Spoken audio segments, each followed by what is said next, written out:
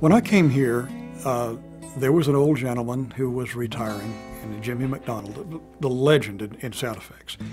Jimmy created more sound effects devices than anybody who ever lived, and more classic devices. And so it was very difficult to get things into the studio and record, like when they were doing Bambi. You couldn't have a forest fire in the studio. Jimmy had the brilliance to realize that if he cut up a bunch of pieces of bamboo and bundled them together, he could create that fire.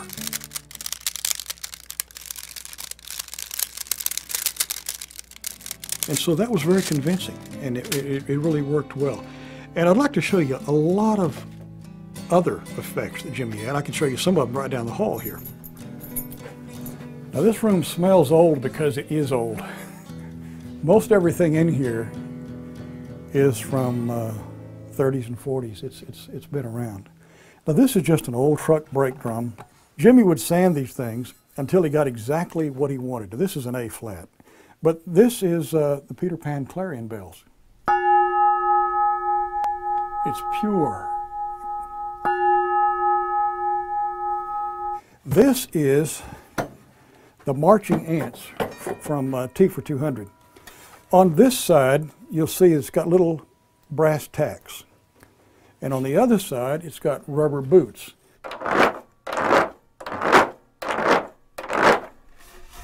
And if they're marching on dirt, this is a sound box, and you've got a string and across a rosin dowel. And you play this with your fingers.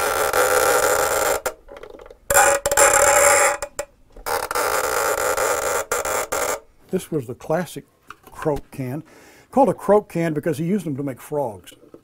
And you can pluck it, or play. This stick has, normally it's played with a horsehair bow, but I just happen to put a little rosin on this stick.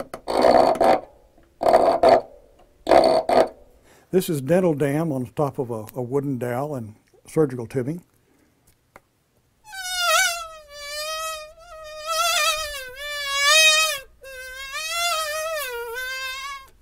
Two different ways to do these birds. One is just with the ostrich feathers flying, and the other for bigger birds was to take a piece, either a chamois or a piece of butcher paper that you've wadded up 100 times.